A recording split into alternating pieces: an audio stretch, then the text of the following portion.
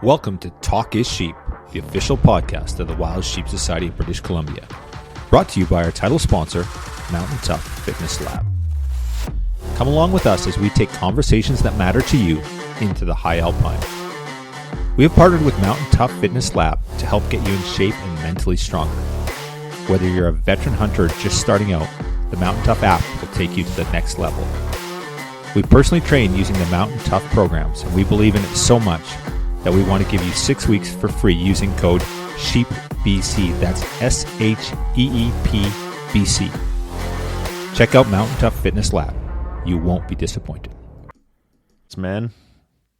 Hello, Mr. Stelter. You're looking 20 years younger and no beard. Yeah, I got my blonde waves going on. I'm just off the beaches of Mexico, so feeling good. Yeah, leathery skin, nice burnt back, and hungover still. Yeah, all the above. Yeah, the classic Mexico vacation. It is Sheep Week, and we are in Reno right now. You can come see us at booth 561. You might catch Kyle wandering around there. He might even be in the booth. Yeah, and the legend Rensbank will be there for sure. We got the whole team down. So Nallywag, yourself, Joseph, Humphreys, our treasurer. Who else we got down there? Chris Rathel's down there. So we got our new Mountain Hunting Expo coming out in a few weeks. It's just over a month away, and Chris is the lead for our Mountain Hunting Expo. He's going to be down there cruising around. Colin or Rebecca. Yeah, Matt McCabe will be there, one of our newer directors from this year. Yeah. It's going to be pretty epic, buddy. Yeah, I'm looking forward to, how do you word that? Everything. Yeah.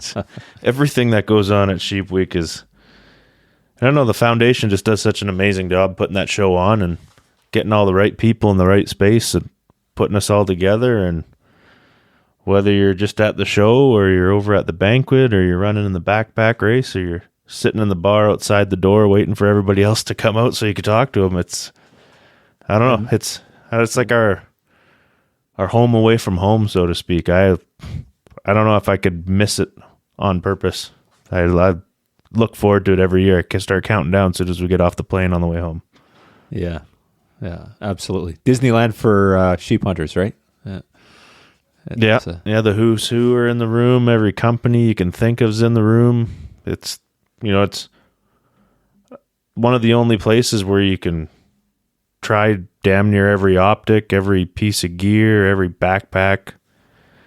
It's I can't. Tough to put it into words. It's awesome, and there's a buzz. And how many sheep can you win? How many opportunities to win a sheep hunt is there? It's ridiculous. Yeah, we were talking about that the other night in one of our meetings, and it's high double digits. There's a lot of sheep hunts that are given away. So less than one club, less than one eye. There's just the list goes on and on and on. Of course, there's all the raffles, and obviously they have. You could win in a slam, I said the swear word there, but you could win your FNAWs with just the raffles alone. There's so many different hunts there.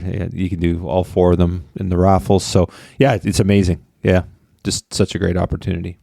So, man, that I don't know. I hype it a fair amount, but that less than one club, even if you are not in the less than one club, go to the less than one club banquet or party or beer fest, whatever you want to call it. But the buzz is so electric in that room when people are winning, because you have to be in the room. You have to be present for almost all of the draws for the less than one. There's a couple they do online, but the buzz in the room, you can't even go to the bathroom. You're getting fed beer, you're not paying for the beer. It's being poured down your throat damn near, and you got to try to find that healthy balance of not leaving the room and trying to. So you leave the room to go to the bathroom, they call your name. Mr. Thornton does not mess around. It's next. Yeah. Next. I think that happened to Jamie Arnett. I think Jamie had won. It might have been one more for 4. I can't remember what it was, but his name got called and he wasn't in the room, and he was, and that he wasn't very happy. No, that's that would hurt. It would hurt.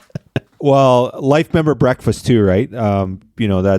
There's 800 people there, and Summit life members. You're Summit now, right? No, not yet. Oh, okay, sorry. I thought you were. Actually, I wasn't calling you out because I actually thought you told me. I think you just did call me out, though. Yeah, well, it wasn't intentional. But Summit Life members get into the Life Member Breakfast. It's part of a benefit of being a Summit Life member, so you don't have to pay. And you show up there, and you got a 1 in 800 chance of your name getting drawing to go on a La Pomosa desert sheep hunt in Mexico, one of the premium hunts in North America. And you just need to go to breakfast to show up. So I bought Melanie a life membership so that we could increase our chances so we got a 1 in 400 chance of winning a La Pomosa desert sheep hunt. Pretty good odds. So you just got to show up for breakfast and be there. Show up and go up on the stage and collect your sheep hunt. So that's easier said than done. Yeah. Showing up for breakfast. What is it, Friday morning, I guess? So you've already had a couple of nights in you? Yeah. Yeah, absolutely. It's Saturday morning. And by the way, even worse. We volunteer at that. So I volunteered at Life Member Breakfast. I know you did last year, and we're doing it again this year. I think we show up at 5:30 for no, it's not that early. It's bloody early to get ready for it. We help out with the hat raffle and everything.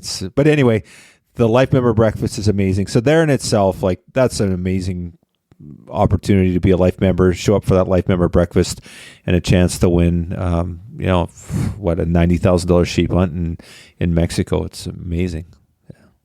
Yeah. Well, and we got something else coming up. We come back from Sheep Week in Reno.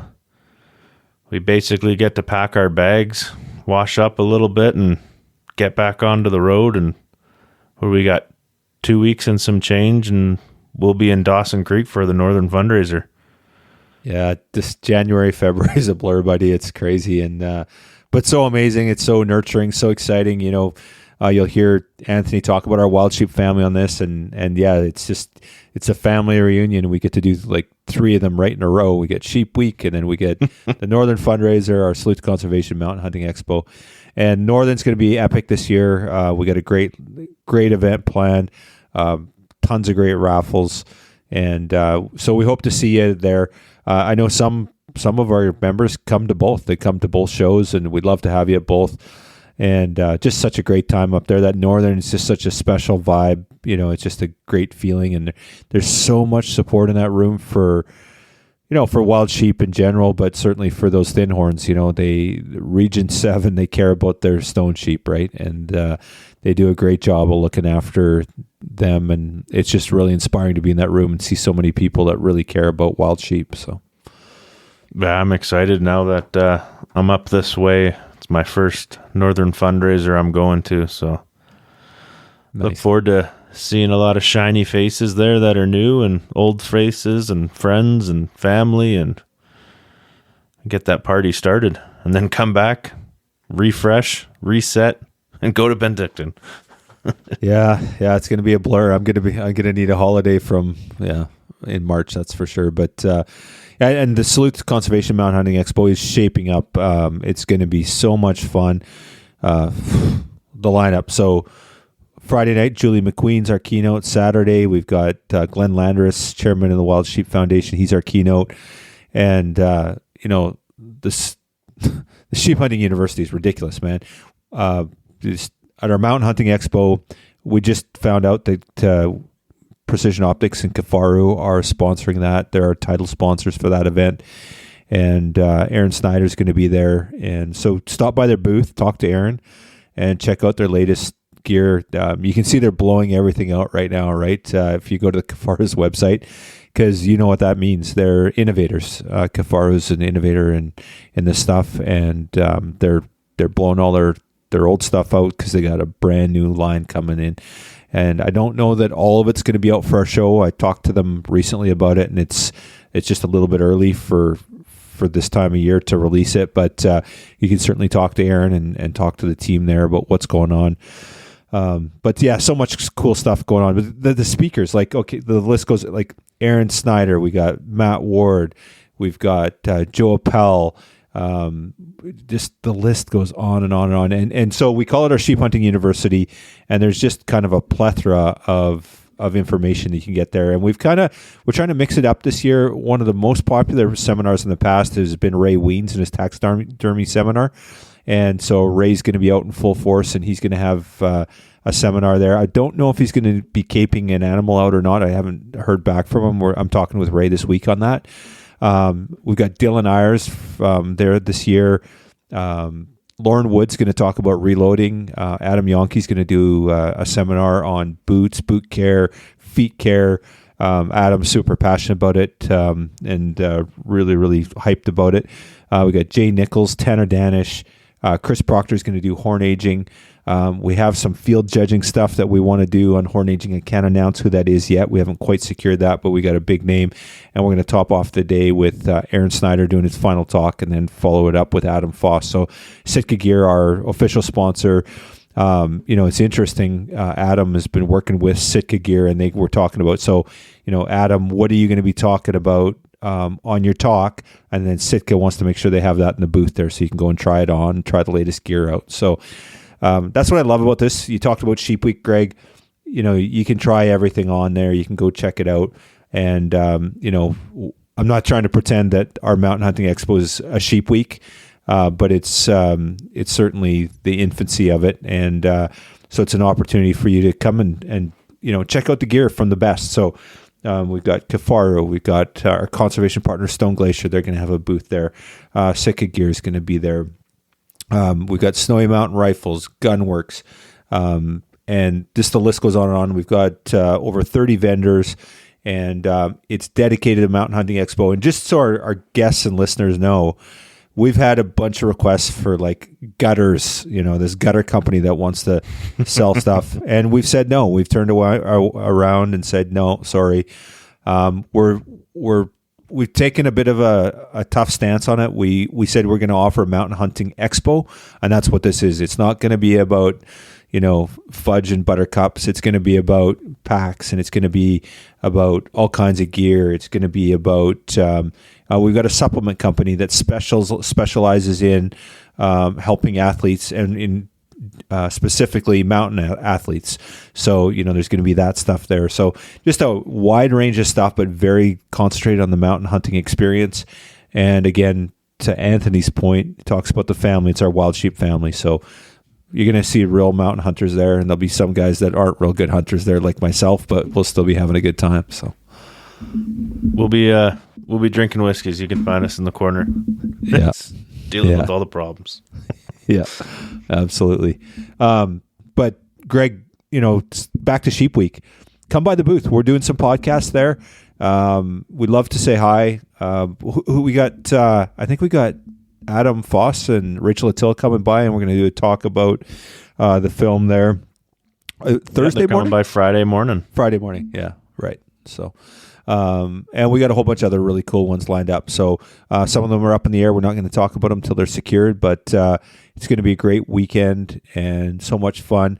We got some cool promos come by the booth, and you just got to make sure you come by and support us, because we have this rivalry with those Alberta boys, WSFAB, and we just got to stay, we got to stay real. So, yeah, I don't want to end up having to get a sheep tattoo this year because we lose to Alberta. The circle bar is where we lose to the Alberta boys. I'll tell you that right now. We got Paulie there. You just can't keep up with them. So they're champions. So. They set the tone. We follow. I don't know. Washington was kind of a ringleader last year too. All those jerks.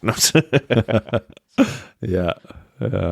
No. So anyone that hasn't been to Sheep Week, come.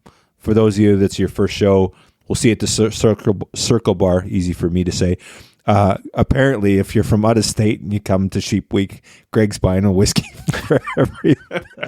Out of state, out of province, out of pocket, empty bank. It'll be out of house. Okay, yeah, if you haven't heard our podcast before, that's the running joke that Greg will buy the whiskey if you come from out of state or province. But that's not the case for Sheep Week. That literally would break the bank. I get hit hard enough when I forget a challenge coin at Sheep Week. I don't know, you guys. I think it was almost the entire foundation board hit me up as soon as I walked in the hotel last year. Expensive round. Yeah, absolutely. No, it's going to be fun. It's awesome. Totally stoked.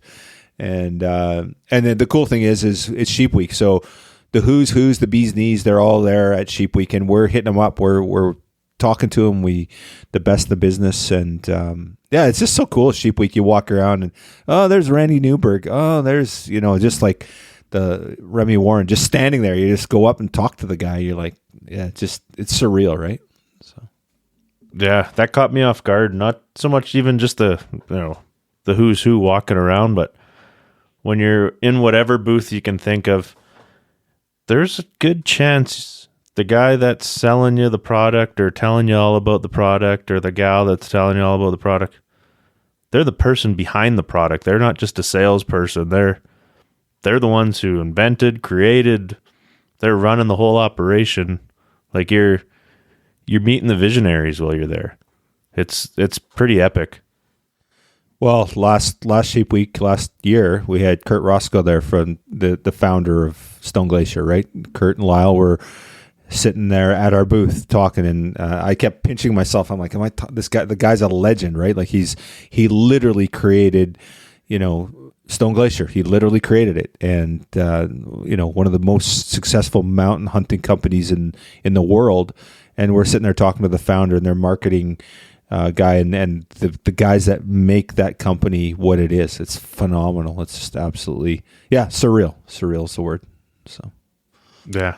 Well, I think we've let this intro drag on there, Mr. Stelter. Yeah, we should roll into this one with the one and only Anthony Klubi.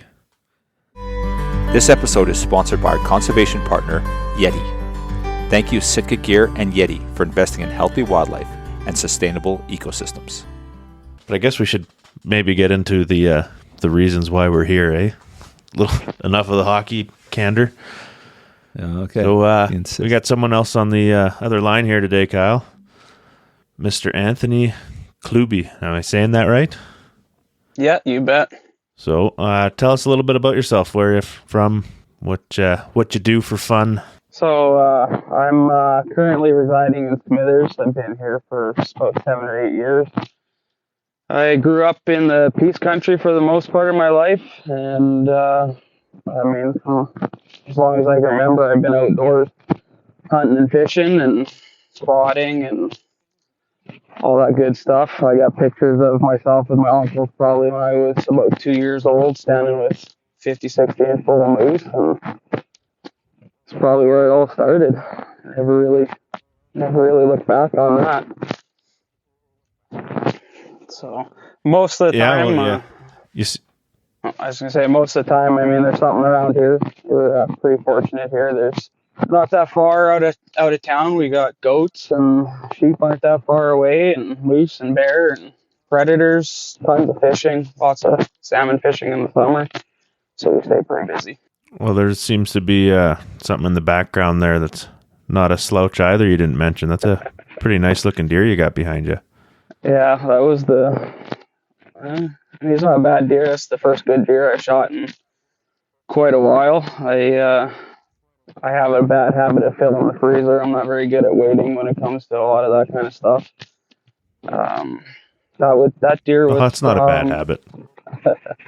That deer was from last 22 season, I believe. We were out moose hunting. My parents and my sister had a draw, and I was out helping them. And first day out, we come up over a bit of a hill just before dark, and he was standing there, and I turned to my sister. I asked her if she had a deer tag, and she said no, and I said, great, I'm going to shoot that then. And that was the start of our fall season that year. It's an okay start to the season, I suppose. Eh? Just not even bad. On a hunt for yourself, really, and you take a big deer. Yeah.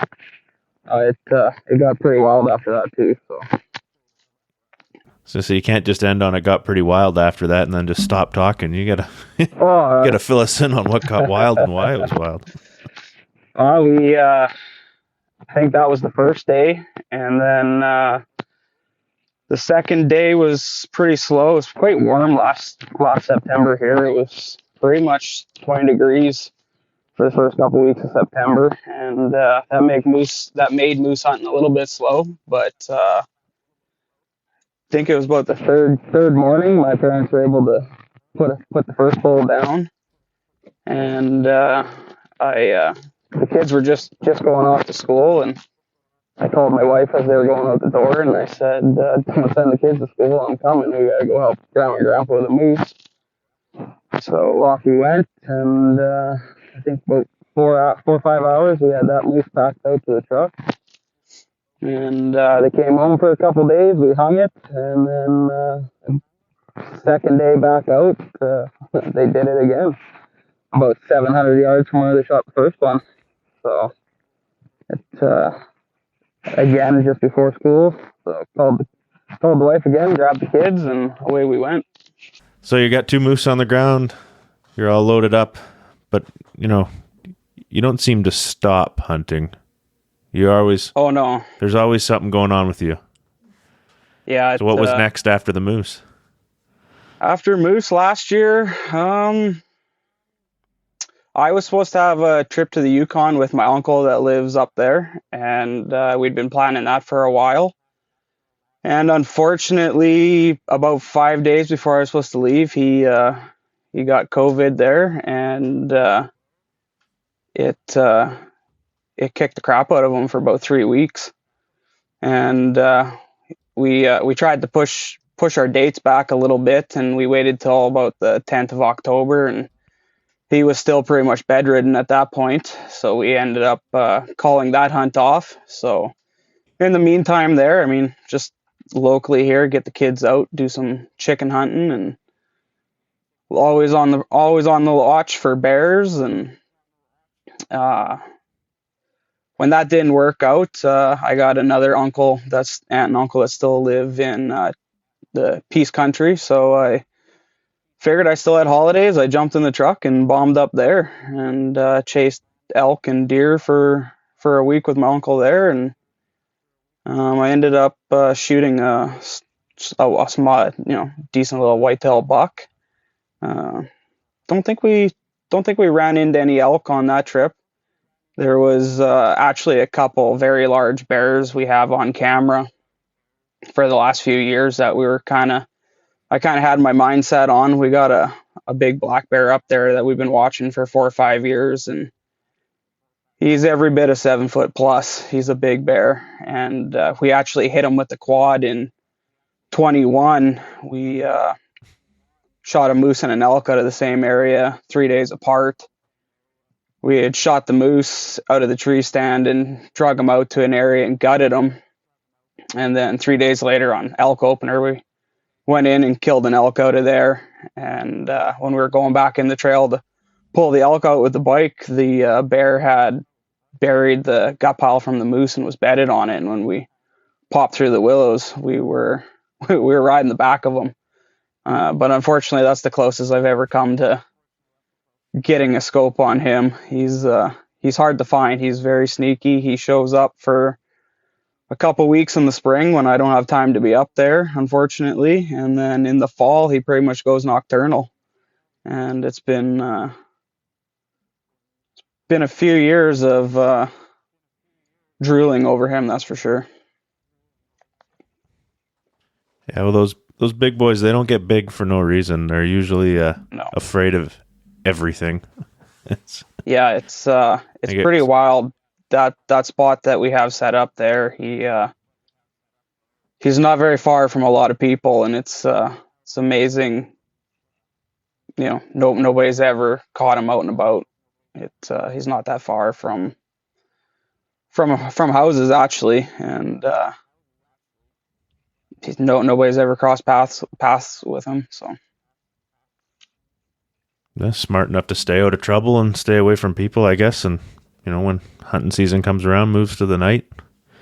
It's that could be said for a lot of animals across the board, though. You know, if they're getting big, unless they're in a remote area, they're getting big because they're smart and they're afraid. So Yeah, for sure. But you'd mentioned your kids there for a second.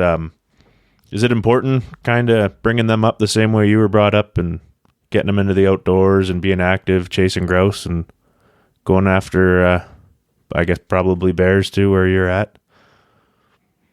Yeah, no, it's a huge thing for me. It's what I live for. I mean, I gave up kind of all my other hobbies several years ago. You know, growing up as a kid, I used to mountain bike, golf, all sorts of things. You know, 4x4 and quad and dirt biking. And in the later years, and now that I have kids, there's not a lot of time for everything else. And I love getting out as much as possible. My wife is not a big fan, or doesn't care to join on a lot of the hunting trips. She loves fishing. She spends every waking moment that we can at the river fishing salmon when they're open.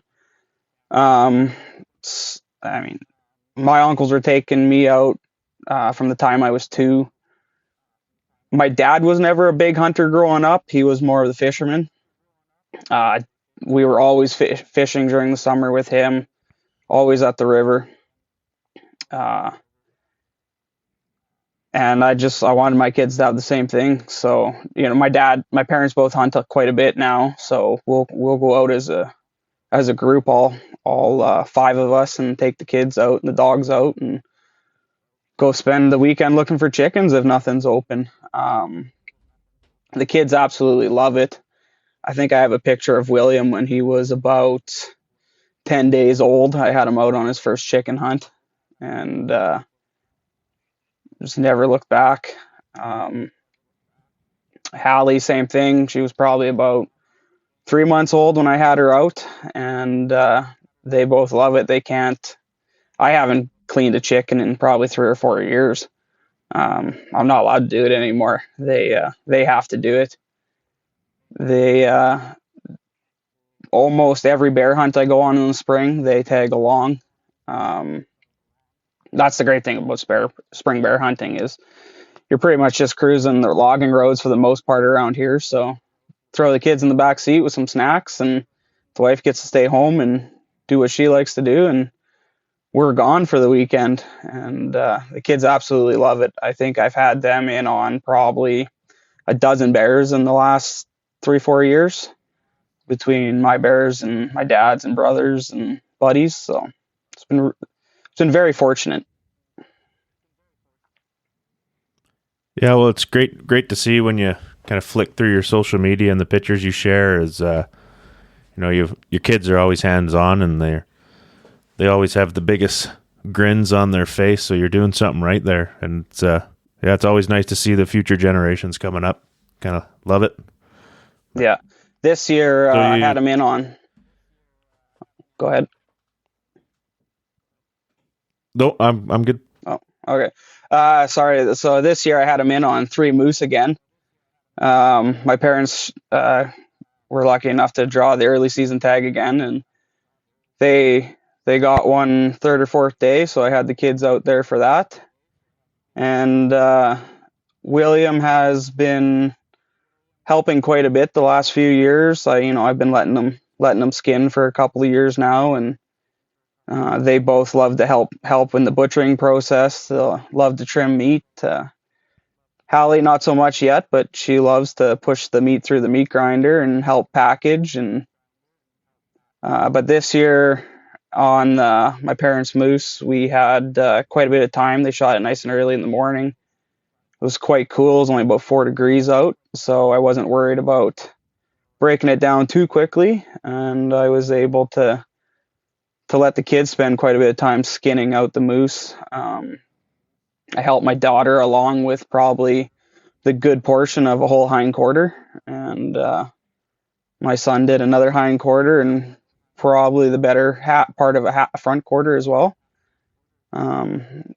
And they can't get enough of it. And a little later on in the season there, we actually had a double header my two younger cousins doubled up on their first bull moose each, about 70 yards apart. And I actually had the kids out for a chicken hunt that afternoon, or at least that was the intention. And we were going to meet my uncle and my cousins around noon, 1 o'clock, just to kind of touch bases and see how they did for the morning hunt. And we pulled up to the spot we were going to meet them, and I glassed down into the swamp and right away picked up a bull moose.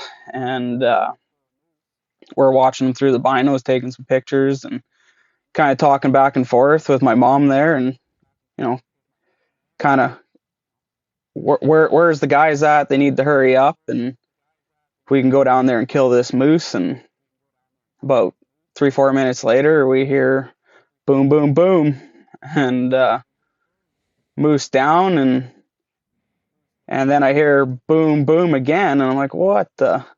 Pan over a little ways, and to my surprise, a second bull moose goes down. And then about 45 seconds later, out walked my uncle and two cousins. So that was pretty cool. We got to watch that from about 1,000 yards away.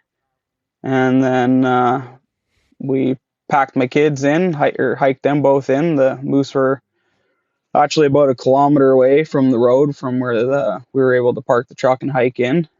So hiked them in over beaver dams and through the creeks, and they spent about 6 hours in there with us, breaking down both bulls and helping skin, and they love to take pictures, so they had the camera walking around taking pictures of us while we were doing the whole process. And then they got to help to pack the first load out before dark there, and I think we got back to the truck just as it was kind of getting dark, and packed them up and sent them home with my mom, and me and the two boys and my uncle were in for another 6-7 hours of packing that night in the dark.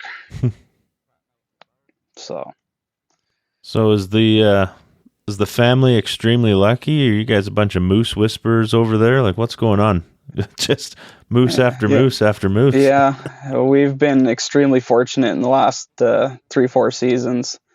I think we've only gone about one season in the last 7 years without a moose, and it wasn't due to lack of opportunity. We had the opportunity that year, and he just got away from us. But I put a lot of time in the bush, spring or all throughout the year, and it took us a few years here in Smithers to kind of find our little hidey hole, but we found one, and we've been very fortunate to pull several bulls out of that area in the last 3 years. And growing up with my uncles, I mean. Right on. Are you? Oh, go ahead. I was just gonna say, are you guys calling? So for my parents' moose the last couple of years, that was early season. I believe the season starts September 10th. So not so much calling then. I run a few trail cameras in the area, not too many, but have an idea, mostly have an idea of where they are. We're going out a week prior to season looking for sign. It's been quite hot the last couple of years here, so sticking close to the water, and then once we're finding the sign, we're pretty much just pounding that area, sun up to sundown, and catching them out in the open for the most part. The late season, we've had that draw the last couple of years. Last year, I didn't even hunt it. We'd killed 2 moose in the early season, so we didn't need the meat. And then this year, with my cousins, that same spot, I see moose in there all the time. Midday, crossing through the swamp, bedded in there, and that happened just to be. I told them to check it out midday, and they pulled up and happened to glass both bulls just feeding in there. By the time they hiked down in there, they just both bedded in the open. So a little bit of luck for sure. A little bit of time spent finding them. So, but that definitely a lot of luck for sure. Yeah, well, it sounds like you got yourself a good honey hole, and you're doing the work to locate and get them ready. Now, after after that, string of good luck or great fortune or however you want to put that, it didn't stop there. You got on the road and you went up to the Yukon. You want to talk about that one? Because there's some pretty impressive things happened on that trip. Yeah, so that was the trip that me and my uncle up there had been planning for a few years. I'd been trying to get him to take me sheep hunt for quite a while, but unfortunately got to be a Yukon resident for that. And finally we settled on moose. And the last couple of years I've kind of been bugging him, telling him, we're not shooting a bull unless it's 60 inches plus, just giving him a hard time because he's kind of he's a 2-point kind of guy. A lot easier to pack and a little better, little easier to chew, I think. But yeah, that was actually, so that my trip to the Yukon was actually in between my parents' moose and my cousin's moose. That was first week of October. I set off up there, and first night I pulled into town there, and my uncle lives in Watson, so we just we hunted close to Watson that night and tried some calling. He had a couple bulls in the area close to home that he'd had responses from a few days before, and so we went out and tried that night. No luck. The next day, my uncle had taken a new boat in on trade, and life gets busy, and he never found the time to run the boat and make sure it floated before we were to set off on our moose trip. So the next day was spent trying to get that boat running properly, and turns out that boat hadn't been started in probably about 8 or 9 years. So the carbs were plugged up, and we tore them apart and used what we had there available, and never were quite able to get it to run properly. And then while we were trying to run it in the lake, we found out that it took on a lot of water. So we were pretty much back to square one. Luckily, he had a second boat. He has a 16-foot SSV Lund with a 50 horse on it. It's just not covered in, and the new boat had a full cover. We were kind of looking forward to that because the weather wasn't supposed to be too great. It was calling for a lot of rain over the next week. But after a day with no luck of getting that motor running and it leaking, we decided to switch over to the other boat. So we hauled it out. He had put it away for the season already. Hauled it out, got fuel going through it, test ran it, hauled it out to the lake, and made sure it still float. And the next morning we were off. We headed north from Watson there, quite a ways up to another lake we've been planning on hunting. And the lake's quite long, and there's a second leg of it. And on the other side of the mountain, you go through a little river system, and then you go up the next valley for about 40-50 miles. So the first day we didn't have a whole lot of time. When we got there, we got camp set up, and about 2 o'clock we figured we'd set out, and our plan was to go to the far end of the lake and hunt up the other valley. That was the overall plan for the trip, and with us being already more than halfway through the day, we decided to go the opposite direction because it was only about 25 kilometers to the end of that end of the lake. And prior to the trip, we discussed throwing a tent and stuff in the boat for if we needed to spend the night on the shore due to weather or shooting something late. I had it all in a Rubbermaid, and famous last words, I asked my uncle if I should throw it in the boat, and he said no, we'll be back before dark. And said okay. So we set off and went a ways down the lake and stopped and called for a while, and kind of just kept hopping down the lake, calling every once in a while for a half hour or so. got down to the end of the lake and did some more calling. Excuse me. Tried a little fishing, and no bites and no moose, and there was a little bit of weather moving in. So we figured we'd start heading back and calling our way back. I think we had about 2.5 hours of light at that point, something like that. Made it about halfway down that section of the lake and stopped and called again and for about 15-20 minutes, and then continued on down. And actually at the north end of at the end of the lake there's a small section of river, probably about 3 kilometers long, not super wide for the most part. It's about 3-4 feet deep to go through.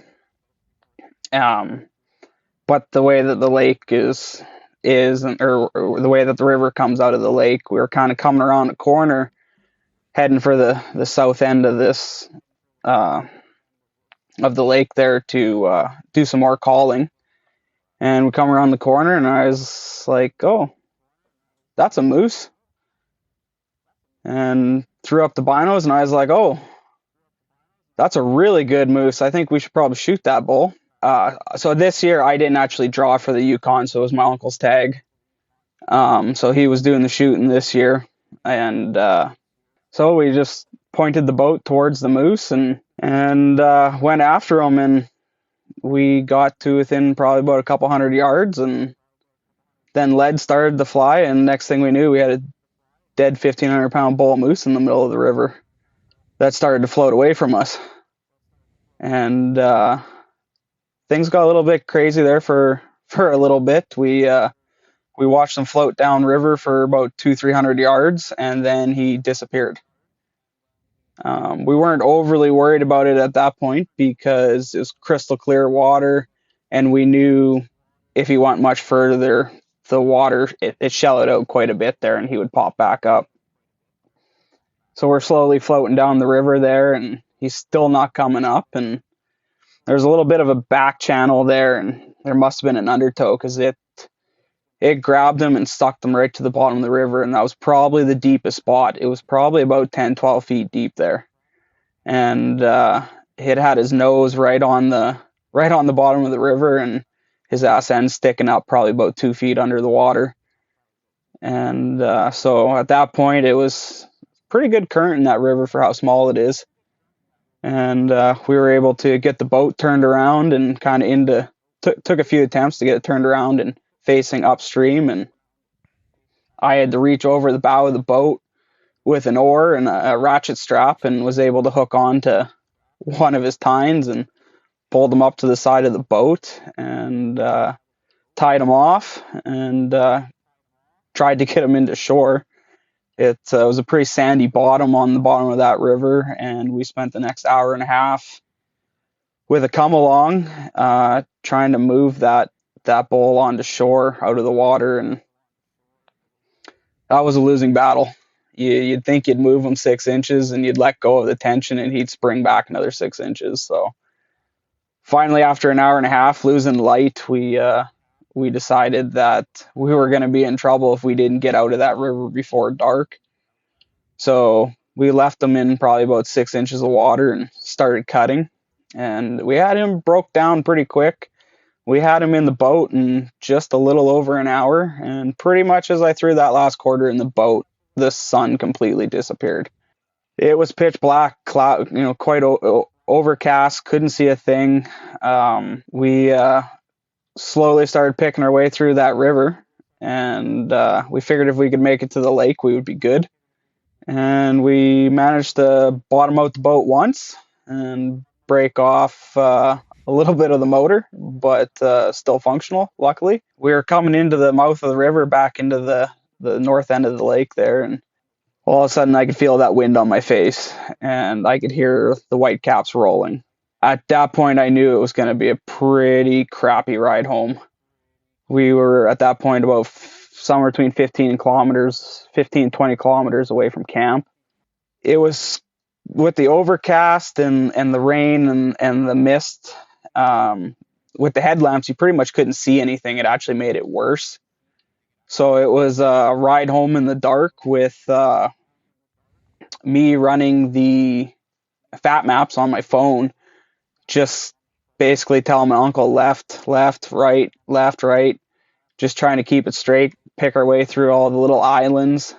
It's a pretty deep lake. It's 300-400 feet in some spots, but and 200 feet offshore, there were spots where it was 10 feet or under. So it was a little bit, and then, we had waves coming over the bow at one point. So it was a little bit puckering coming home on that ride. That ride took us, I think that was about 2.5 hours of that. So that was something, it was a heck of a story and a heck of an adventure, but I think next time we will sleep on the beach under a tarp. First day moose, and we did lots of calling that day. I like to say that we called that bull in because we had called in that spot about an hour earlier, but who knows? Maybe it was just luck too, man. We put a lot of planning and a lot of effort into that hunt, and we were rewarded on the first day. It was a pretty special moment to share with my uncle. That was the first time I've been able to share a moose camp or really any kind of hunting with him. So that was awesome. Yeah, well, that's quite the memorable trip, and especially since that was the trip that got canceled the year prior, and the memory of going through the lake in the dark, in the storm, that's that one burns in you. You won't forget that, and I don't blame you for wanting to sleep on the beach next time. I've been in that situation more times than I would care to admit. So yeah, one of us might have been freaking out a little bit more, but I was pretty stoked on just looking at those browse in the front of the boat the whole boat ride back. I was pretty content on just looking at them, so I was pretty happy to be there. I wouldn't trade it for anything, but I'm definitely glad we made it back. That's for sure. There was a few moments when we first come out of that river into the lake. The weight in the boat wasn't quite situated properly, and it got pretty dicey there for a second. But once we got the weight situated, I didn't think it was that bad. One of us might have thought it was a little worse than it was, but some of us are older. And that was there you go. We only had one tag for the Yukon there, so we made it back to camp that night around midnight, and it was supposed to be cold that night. So he has a little homemade camper with a wood stove in it, and we stoked that bad boy right up, and it did not get cold. It warmed up. So about 3 a.m, we both woke up sweating our bags off and kicked open the doors of the trailer, but that was pretty much it. There was no sleeping after that. So we were up at about 3:30 in the morning that day and made breakfast and drank coffee and finished dealing with the moose and headed back to Watson that day. Pretty quick trip. And then I spent the next week in town there just hanging out. We dropped down into the BC side a few times to look for a bull moose under my tag, and the weather was a little bit nastier on that side. It was snowing and cold, and the moose weren't moving around. We ran into a few guys that had spent about 10 days out there. The one camp had 8 guys in it, and I believe they'd only seen one cow moose between all of them. So at that point, we pretty much called her quits. We were quite satisfied. I already had a moose at home and with my parents, and I was taking part of that moose home with me, and so we just kind of hung out and did some quadding. And yeah, it's kind of nice to get it over and done with at the start of the trip. You get to relax for a week, I guess. But yeah, no, that's quite the experience. But I want to talk about something else. So more of the main reason we pulled you in onto this podcast here. Last year at our Salute to Conservation in Kamloops, we'll be in Penticton this year. You're babysitting one of your buddies there. We won't name him. We'll we'll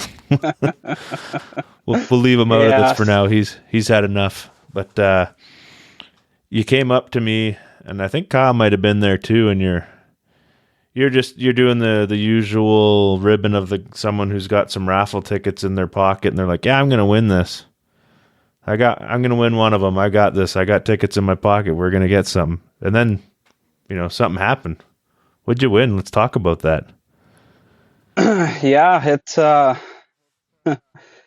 it was pretty cool. That was my first show, and excitement was high for sure. And along with the guy I was babysitting, there might have been some drinks flowing through me too, and that makes the wallet a little bit looser. And I'm happy to support the raffles anyways. I always buy them. And before I left, I was bugging my wife because I believe there was a pronghorn hunt in the auction as well, if I'm not mistaken. And I was bugging her before I left. I told her, well, if I don't win a raffle, maybe I'll buy that hunt. That's something I've always wanted to do. We lived in Alberta for 7 years, I believe it was, and I was putting in for draw points in Alberta for pronghorn. And when we moved back to BC and I became a non-resident, I lost those points. I had to start back over at 0, so I wasn't too happy about that. When the show opened up there Friday, I started off with buying one ticket to the Silver Sage pronghorn hunt, and made my rounds around the room and picked up a couple tickets for all the draws. And said guy being babysitted, I was ribbing him a little bit about buying a ticket for the pronghorn, and he was kind of hemming and hawing about it. It's $100 a ticket but it's 1 in 200 chance. So I was like, you should probably buy a ticket. And he's like, maybe later. I'm like, just go buy a ticket. And it's like, well, should I get 1 or 2? I was like, just get 1 for now. You buy 1 and I'll buy a second one, and I'm going to win off that ticket. And so we were bugging each other pretty hard there about that, and went on with our night. And I think I was giving a few guys pretty hard time, telling them I was going to win it. I was going at it there with Steve. He was pretty convinced it was his year to win it. And the night went on. It was a great night, and had lots of great conversations, met a lot of cool new people, and we were standing right up by the stage when Kyle was calling off the draws.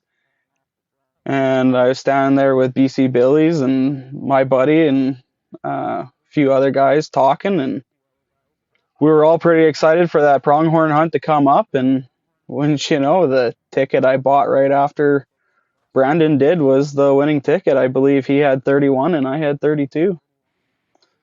So off to Alberta for pronghorn. The ribbing didn't get any easier after that. No, I bet. Go ahead. It's not. So that's how excited were you after that draw came in? I'm sure you ended up somewhere having a good time after that, I bet. Well, I think I ran into both of you gentlemen not long after that, and I believe I was probably already having a pretty good time prior to that. And the party definitely, I was definitely very excited, and definitely my excitement was influenced for sure. I'm usually, for the most part, a pretty quiet guy, but things were pretty loose that night, and I was quite excited. And it was around the room after that point, kind of bragging it up a little bit and having some good conversations and rubbing it in with a few certain people that we like to joke with. And it was good. It's pronghorn something it was kind of on my bucket list for quite a long time. I grew up looking at one on my uncle's wall from the time I was probably 6 or 7. He had one on his wall, and I was always hoping to have the chance to hunt them for myself. So I was quite excited. I texted my wife not long after to let her know I had won the hunt, and she wanted to know how much I really spent to buy it, and told her it was a $100 ticket. That was it. And took a little convincing to convince her of that I hadn't bought one in the auction. But It was good. It was one of the highlights of the show, but the rest of the show was awesome. And that winning that one that night just made it that much easier to buy raffle tickets the next night to try to win a few more things. Well, you save several $1,000s, so you might as well blow it on raffles, right? You never know what you're going to win. For sure. Yeah, for sure. And it also gets the confidence up for this year. Oh, are you returning?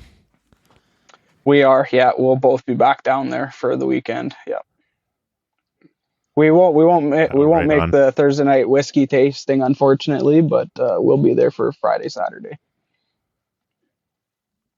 Oh, that's all right. We'll let you have it. Yeah.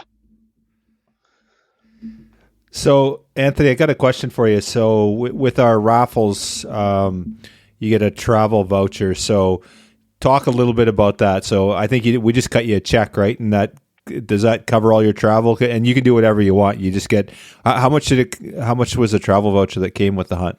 So, I got a $2,000 travel voucher, which was actually, I knew some sort of voucher came with it, but that was considerably more than I was expecting, to be honest. I think all said and done, by the time you pay, but at the time I wasn't aware I was paying for the tag fees with that voucher.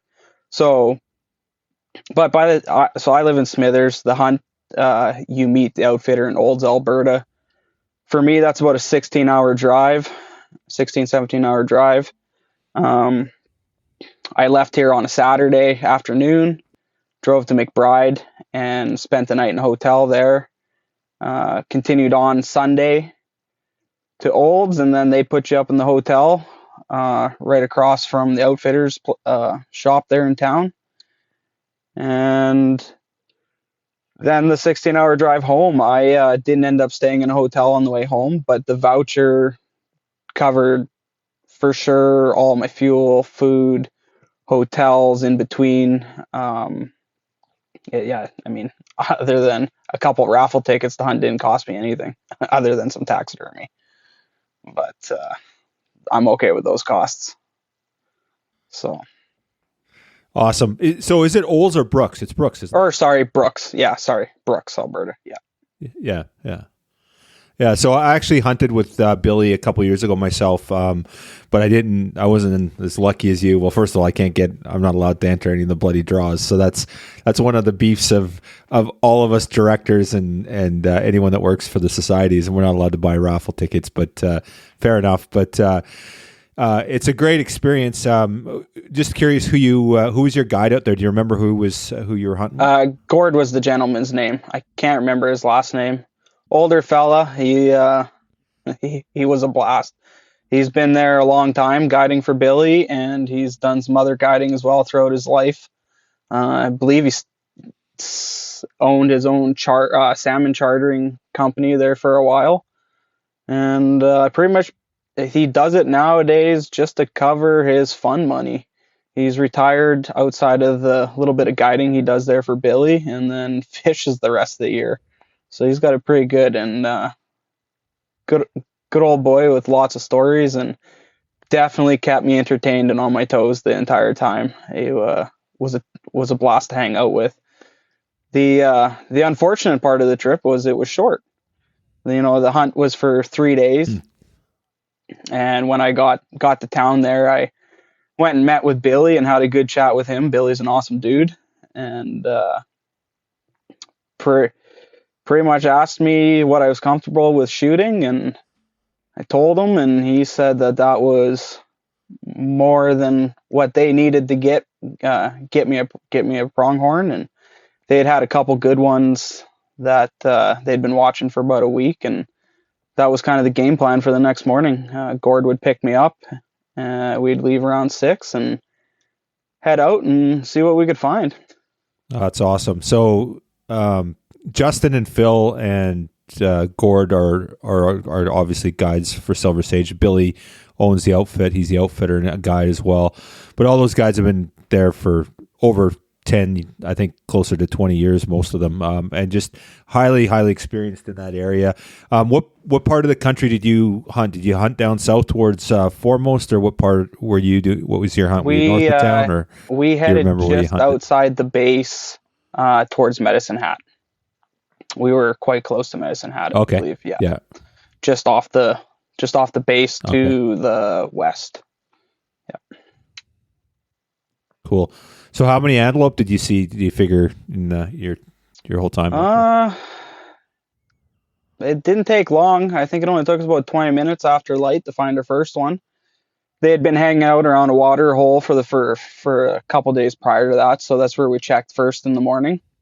And there was nothing around there, so we bombed around, and we caught one crossing the road pretty quickly, and we did a little more driving, a little hiking around, glassing over all the little knolls, and it was probably a couple hours before we got into any more, actually. We exhausted that area where he had seen the one we were after and didn't find anything, so we continued on down the road, and we were only about 15-20 minutes down the road, and we'd picked up a herd of, I think there was 8 or 10 in that group, and a few buck. There's 3 bucks.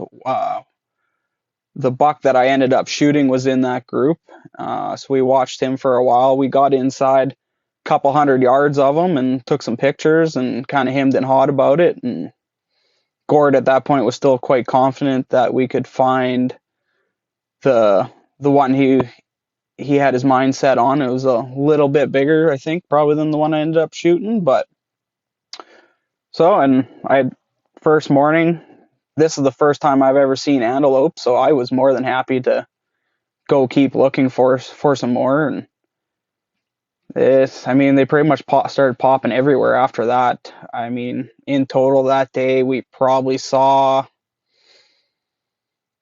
60, 70 antelope, I would think, probably.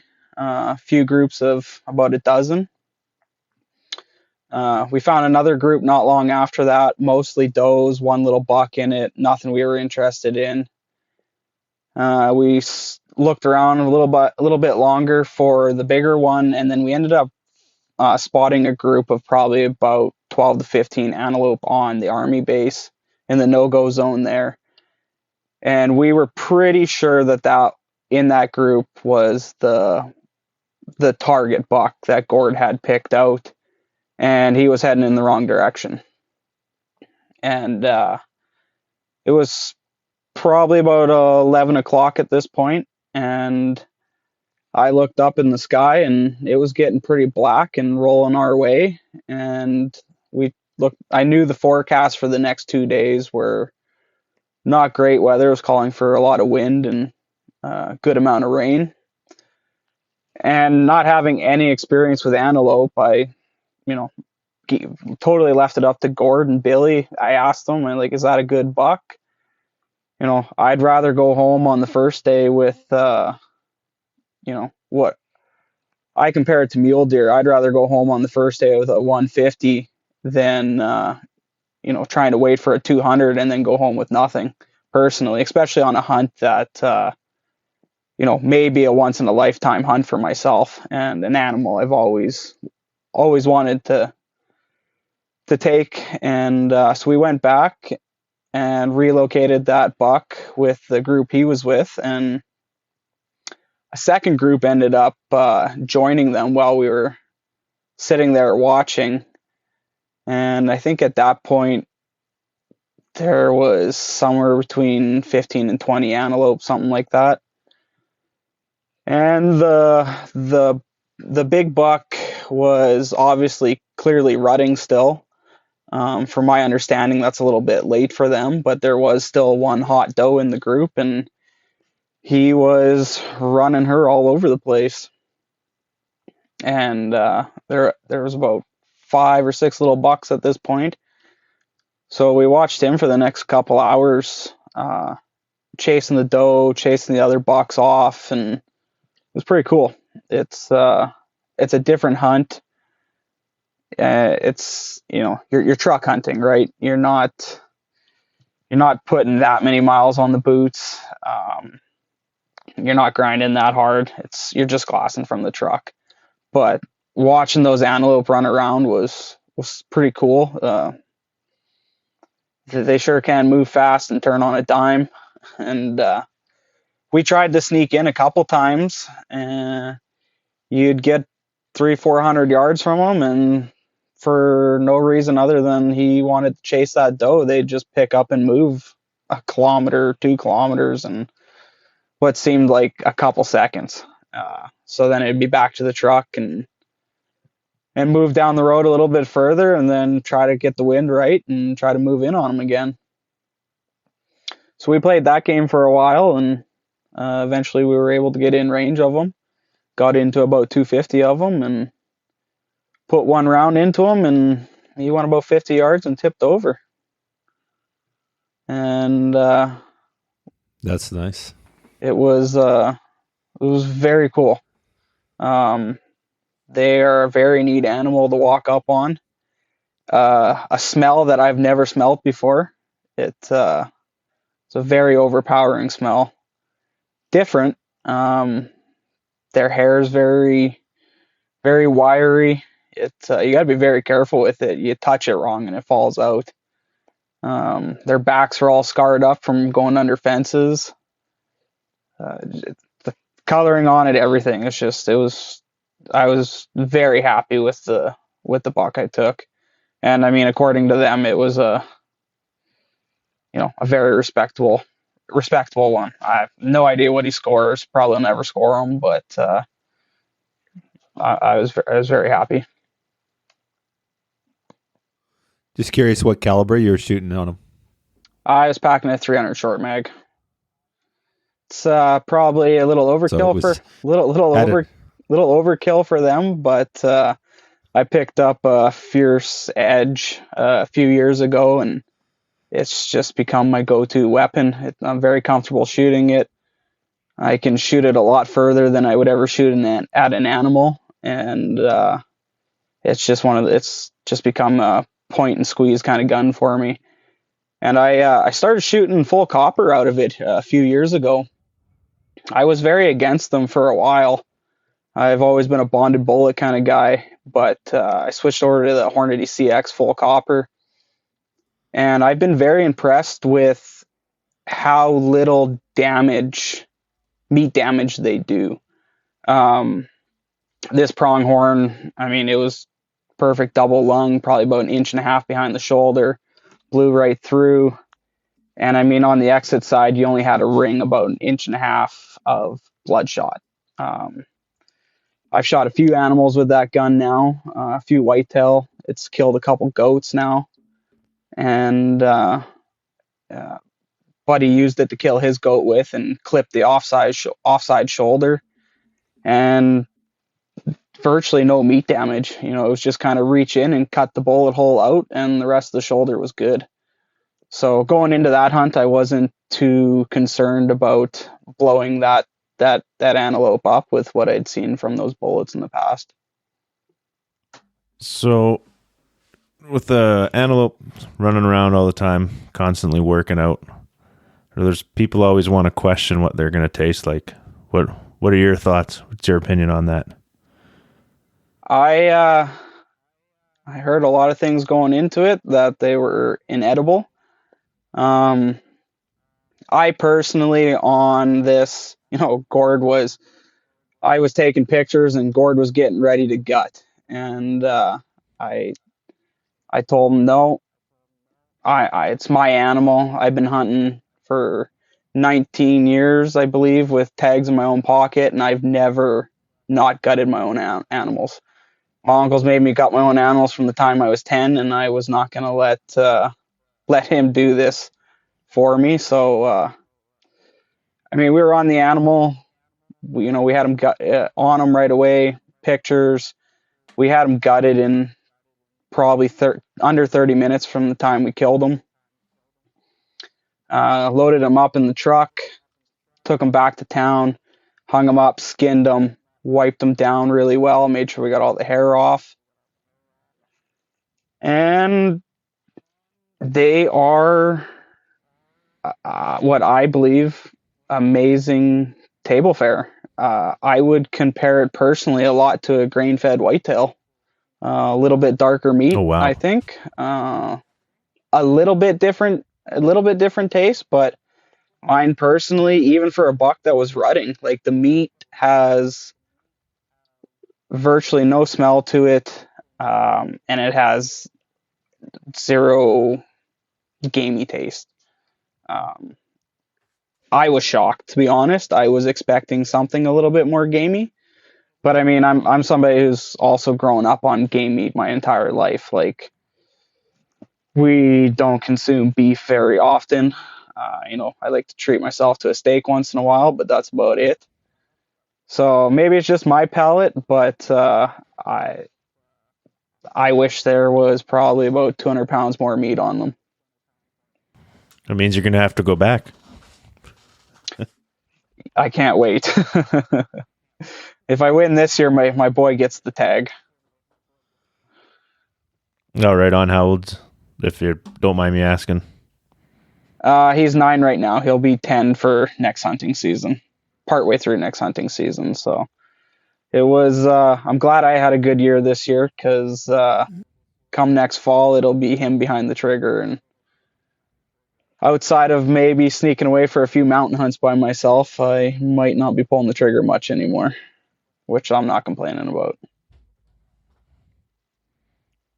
No, it's all right. I'm going through it.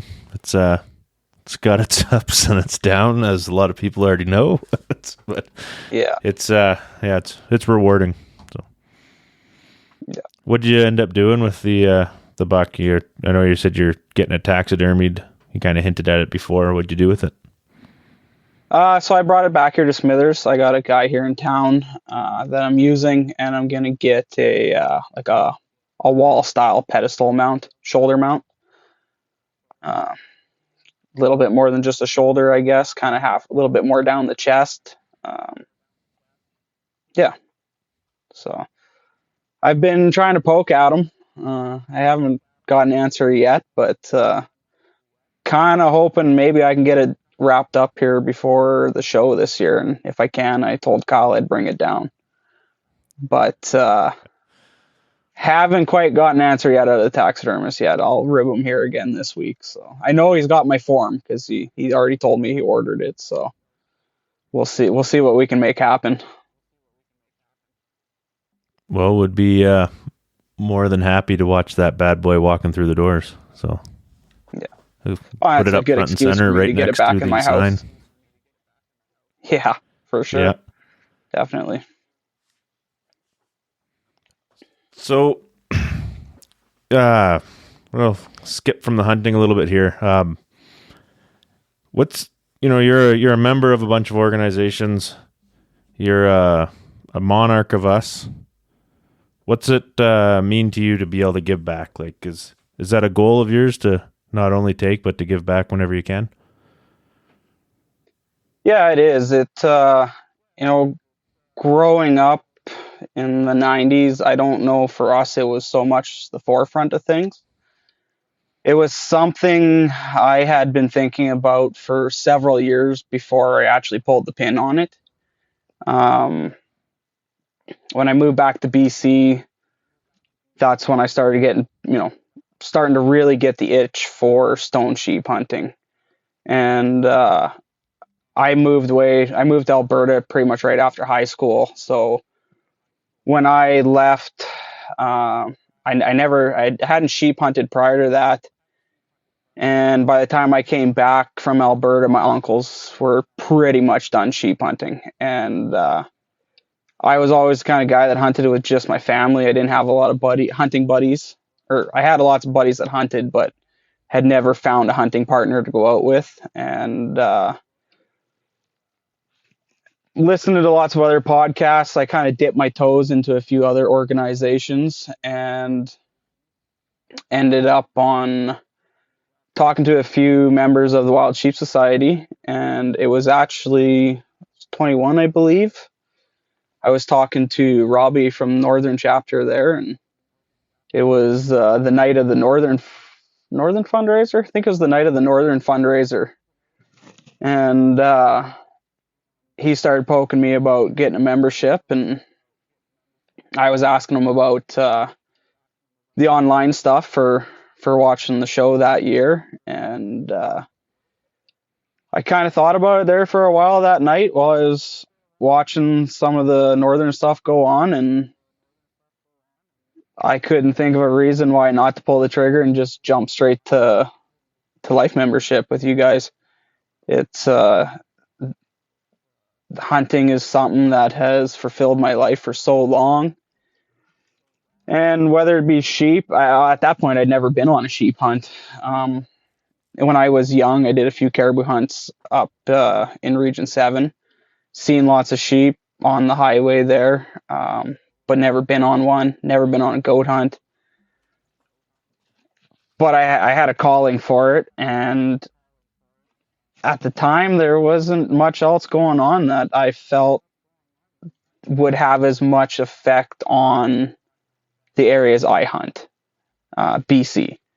There's lots of other great organizations that I looked into and I did donate to for a few years. But jumping on board with you guys was what made sense, and I jumped straight into the life membership. And then I believe it was the following year, just before the show, I upped to Monarch. And been spending maybe a little bit more on raffles than I should.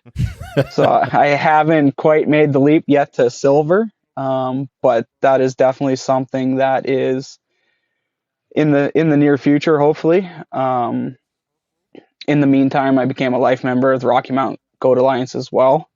They're doing lots of great work, and you guys are doing some work with them, I believe. And it's, like I said, it wasn't something that was super forefront to me growing up. Maybe that was because there was much more of abundance of animals back then. I remember watching home videos with my uncles, and they'd go out and not see one 50, 60-inch bull moose, but you'd have your pick of, half 6 to 10 50 to 60-inch bull moose in a weekend up there. And I saw what populations were doing and everything else going on, and I want that stuff to be there for my kids. I want those opportunities to be there for them. And one day, if with grandkids, if that's what happens, I hope it's there for them too. So it's something that's become very important to me. I want it to be very important to my kids. I share lots of this stuff with them. I'd love to get out to some of the sheep counts or some of the other volunteering things with them. Unfortunately, schedules just haven't aligned. But the Wild Sheep Society magazine and the Wild Sheep Foundation magazine have been, when they show up in the mail, like, my kid's over the moon. He can't wait to get his hands on those and flip through the pages and look at everything. And he's at that age now where he can read a lot of it. Yeah. It's, buddy, that's because his dad's in the frickin' thing. That's why. I haven't showed him that one yet. Is that right? Eh? Oh yeah. It's the last. Did you get the magazine yet? Not the magazine. I got the digital copy, but not the physical copy yet. So when I get the physical it'll copy, be out I'll this let week him or next read it. week. Yeah. Right. Nice. Yeah. So it's No, keep going. Sorry to interrupt. Oh no, it's all good. It's just something I want them to be more involved in growing up. It's something I want to be more involved in. I mean, I have been a little bit financially, not anywhere near where some of the supporters have been, but do what I can do, and I hopefully in the future we can get a little more hands-on with some of the events going on. If schedules align, I'd love to get the kids down for a sheep count or two. They have never, also it's not true, they have seen a few sheep along the highway going down into Kamloops, but I haven't got them into the mountains yet. that kind of stuff. Hopefully this year, my boy, I can drag him along on a goat hunt or something, get him into the mountains, and he can connect with that kind of stuff and see just how special it is and why what you guys do is so important for not only sheep, but all the wildlife out there. Well, we can't do what we do without people like you that support us and, you know, throw the funds down, volunteer when they can. And yeah, and you know, I talked to quite a few guys. I know lots of guys around here that sheep hunt, and they don't pay attention to it. And I tell them, like, you don't have to do what I did. You don't have to jump into a life membership. Just buy a family membership. You hunt, you take your kids hunting, buy the membership, buy just a single yearly membership. All the dollars count, right? So somebody has to do something for our wildlife, and we know what some of the parties aren't doing. So, you know, I'd like guys to... You know, Anthony, that's a good point you raise. And that, for me, when I see people that are, you know, do so much, right? Like, and there's a lot of members of our organization. It's not just our organization, but I see that the most readily. And it's really inspiring, right? It's inspiring to see people so involved, so passionate, care so much about wildlife, and do so much. And like you said, it's not just about, you know, it's not about the money. It's all these things, right? There's people out there that volunteer countless hours, and honestly, sometimes that's just even more important than the money, right? But the money's part of it. So, you know, there's all these pieces, and you don't have to be all those things. But I think the one thing about it is being a member. It's cheap. You can do it for next to nothing. It's a couple of cups of coffee at today's prices with inflation, and you know. And I think that's the thing is when I see people that don't do anything, I'm like, you know, to take for the resource and then not give back. And there's probably members that, you know, there's outfitters or there's ranchers or whatever that probably do a ton for wildlife that they probably don't need to be part of a conservation organization. But I think for most people, you kind of got to be, you know, I feel you got to give back somehow. You got to do something, is my personal feeling. So, and I look at a guy like you, you're a guy that stands out for me because, you know, you kind of came on the scene and we didn't really know you, and you just really, really got involved, and on every level too. Like, it's not just, you know, you're throwing cash around or whatever.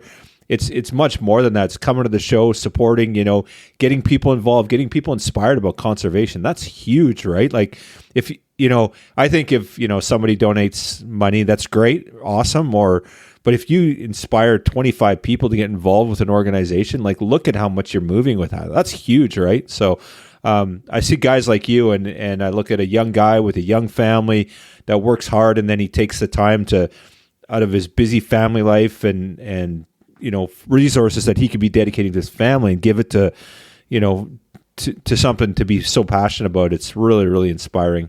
And I look at that every day, and that's one of the things that keeps me going. Some days you kind of get up and you're like, and then you see guys like yourself that are so involved, or our directors or volunteers and the people, what they're doing. You're just like, holy crap, man.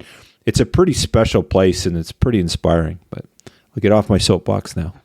No, it is. Like, I look at some of the volunteers and the directors myself, and I don't know how they do what they do. I mean, maybe a little bit of it is we're kind of a little bit excluded up here in the north. We're a long ways away from some of the stuff going on. But at the same time, we're very fortunate to live where we do. I wouldn't change it for anything. I hope one day that I have a little bit more time in my schedule, I can do a lot more of the hands-on stuff. I think that's good for the young generations to see. But, you know, just watching on social media what some of the volunteers and directors, like I said, not just for Wild Sheep Society, but, you know, many other organizations do. I don't know how they find the time to do what they do. And it's very important work, in my opinion, and they all deserve a big round of applause for what they do. Really, for whatever reason they do it, whether it's the, you know, conservation, or whether they just want to see more sheep on the mountain for their own purposes. All that help is needed, and on my end of things, it's greatly appreciated what a lot of the volunteers do day in, day out. It's quite important. Well, we thank you for those kind words, and we thank you for your support, and it was definitely a great chat with you tonight, and we look forward to hearing more about you and more from you, and I'm sure after next season we'll get you back on and talk about like 37 more moose or something. I don't know about that. So Our luck's got to run out eventually. So Anthony, are you going to do you said you can't make the whiskey tasting, so that's okay, but are you doing the backpack races Friday night? I figured you and Roth could team up as Team Scree or something like that. No, I think I'll pass on that part. I don't. You don't want to push him over the box? Yeah, I don't know if we're up for that. I would consider it, but I don't think I've talked him into it yet. You never know. Once we get him down there and a couple tequilas into him, we might be able to change his mind. Well, I think, one of the things you talked about being involved coming down to the show, and it's always so much fun, the whole event. And this year with the new venue and the Mountain Hunting Expo and a lot of the vendors we have coming, I think it's going to be one for the books, that's for sure. So we're super stoked about it, and I know you're coming down, and it's going to be a great time. It's going to be a great weekend, and really stoked to see everybody down in Penticton. It's a bit longer drive, but I think it's going to be worth it for sure. So for sure, it like I said, last year we met a lot of cool new people, and I'm not one to normally reach out over social media to talk to guys I don't know and never met just because I've seen them on a podcast or something like that, or seen their posts. But and I'd always heard it prior to becoming a member of the Wild Sheep Society, but it is a big family. You get connected to a lot of people, and it's been very cool, the people I've gotten connected to in the last couple of years, and I'm really looking forward to seeing some of them people down there this year. Yeah, it's going to be a good one. So we'll see you in 6 weeks, I guess, 7 weeks. So Yep.